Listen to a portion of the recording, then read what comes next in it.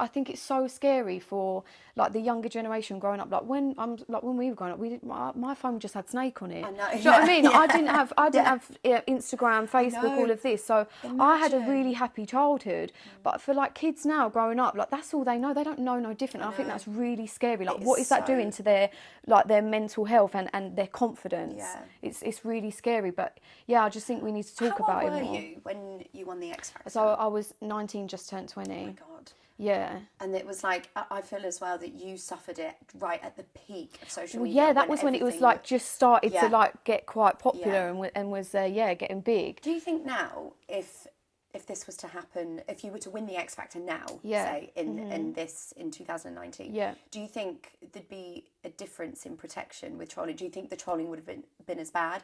Do you think that trolling has got better? Has it got worse? What's your I wouldn't necessarily say that it's got better, but I think because there's been more awareness of it, I think it's kind of like maybe wouldn't have felt so isolated.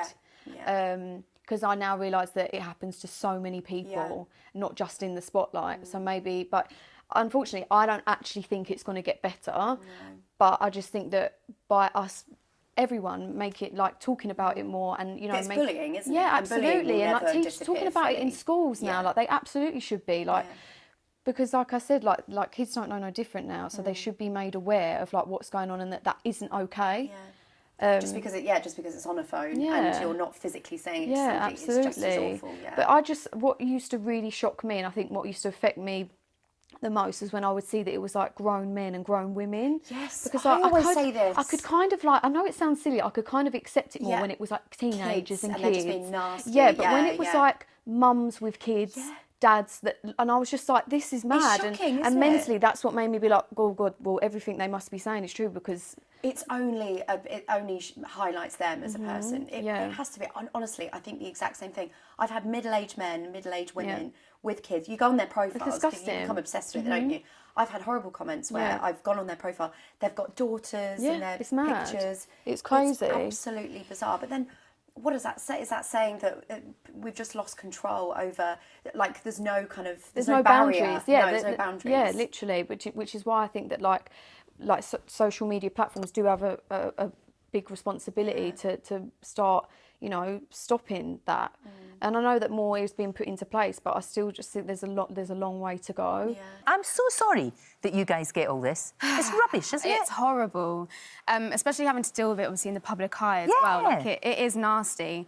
But I swear, just surrounding yourself with positive people and people that uplift you, not looking at it because it's just irrelevant and it shouldn't even be happening. Like it's just so nasty.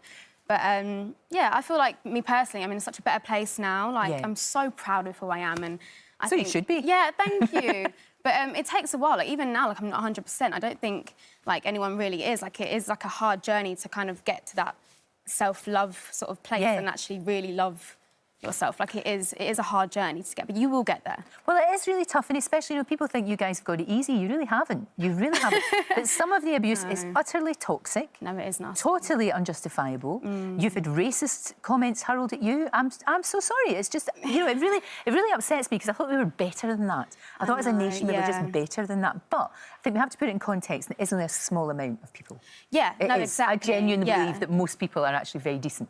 Yeah, definitely. But I mean, I'm just lucky, I guess, to have the girls as well, like to kind of have that unit. Like, I don't know what I'd do without that, if I'm honest. You need that. You need your girlfriends, especially 100%. Round about you. You really do. Yes. And I mean, I'm amazed that you girls have had to suffer from sort of feeling, anxious and having low self-esteem and all of that, because you should be enjoying yourself and having a good time, which you are now.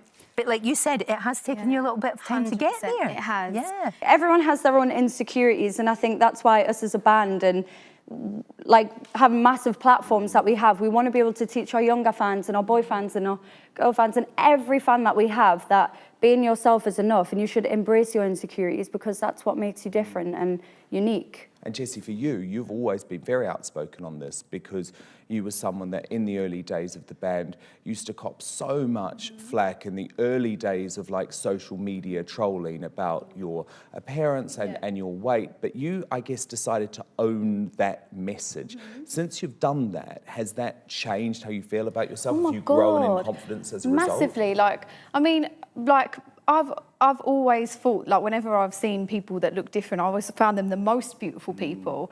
And then obviously when I went on X Factor, it became such a thing where people were like, oh, she's really ugly, she looks so different, she's fat. And what I used to think about myself completely changed. Like, I became so insecure. I believed everything that everyone said. And it was just such a horrible road for me to go down. And I feel like as we've got older, I don't know, like, where the turning point was, but we've all just learnt not to care anymore. And genuinely, like Perry said, we've learnt to just embrace things that I didn't like about myself, I now love. And it's so true, like, the things that make you different are the things that make you special, and I think make you perfect. Imperfections, I think, are what make you perfect.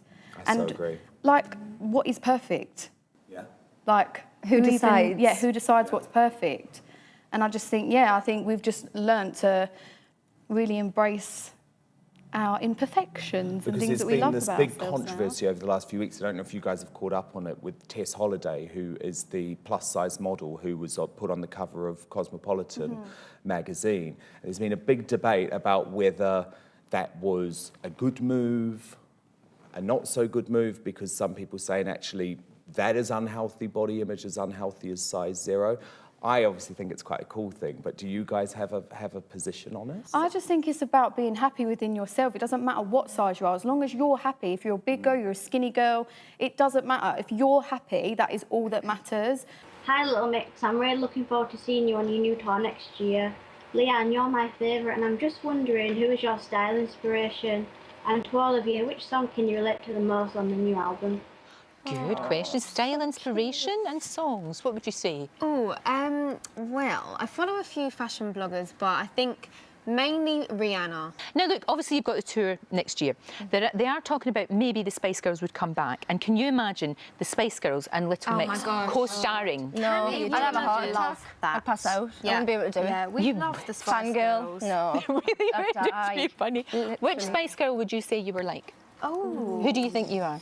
You got to be Jerry. Oh, yeah. You have to be You get Jerry. that a lot, don't you? I bet you do. No, because also just because of your, your attitude, you're quite ballsy. That's good. Yeah, she's got no filter either. She just says it how it is. It's so But that's fun. quite good. That's quite good. I'd say your baby. Yeah. Baby. Cute and... Yeah. But then I can't decide. No, because you're both a bit of baby. There is a little bit of baby going on. Would you have 2 babies? Yeah, two babies. Two babies. And then I guess I'll be Mel B. Yeah. I love Mel B. And a bit of posh. Bit of posh as well in there. Yeah, you are posh. Yeah. Designer outfit. I do. Well, see, it's okay because I don't think Posh is going to be in it. Oh, if there is the tour, the tour that we've decided we're doing with you and the Spice Girls, that we've decided now, I don't think she can make it because she's too busy. So actually with her fashion and all that, so it could be, that could work. Oh, yeah, phone. I want that to work. Let's make it happen. Essentially, you're still the same girls. Oh yeah, We still feel the same though, definitely. Yeah. Things change. If only we've got closer. Yeah, 100. I always say I don't even feel famous. Like, it's really strange. Like, I just feel like little old Leanne. Like, I don't feel any different. So do you know what it's odd when people, you're up on stage, sort of lots of people screaming your name? Oh, I know. It's insane. But, like, I just deep down, like, I just still feel like I'm just me. Like, we're all just us. Do you know what I mean? Like, I think we've got a good families around you that keep you grounded as well. And also what's really good is the sisterhood. That you have. Yes. And I mean, we know we don't want to go into it again, but you know you had a really tough time with the split, and I think the way you've handled it with dignity has been fantastic, absolutely brilliant. But also because you had your girls. Yeah, I sure have. You had your girls round about you. It's very important to us. Our friendship is everything. Yeah. Because it wouldn't work otherwise. No, You can't fake that kind of friendship, especially on stage and stuff. And I think that's why the fans really relate to us, because they can join in and be part of the friendship. Now, oftentimes what happens with a show like X Factor or Britain's Got Talent or whatever, there's a year, and then it stops, and it hasn't for you, and it hasn't for One Direction. I mean, they've taken a little break just now, as we know, but. What is the key to longevity, do you think? What is it? Do you know? Hard work, no sleep. No sleep, love. Plenty of concealer. Just working really, really hard, and I think staying humble and just being appreciative to every little thing that you get, like every bit of success you get, and we always want more as well. Yeah. And like we said, friendship as well. Being a girl band, like some girl bands don't necessarily get on, like being girls, but for some reason, I don't know how it happened, but we've been put together, and our personalities just match. That's the thing. This is what I mean. Like, it's just so incredible. Like, our voices just all go together. It's just fate.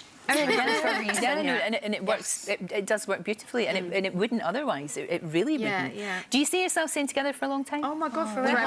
So yeah. Frames out. Yeah, we're old and grey. People always say to us, so what are your plans? Do you have any solo career plans? We're like, definitely not. We get really offended. Yeah, we have a lot that we and you're need going to have achieve. 3 beautiful bridesmaids at your wedding.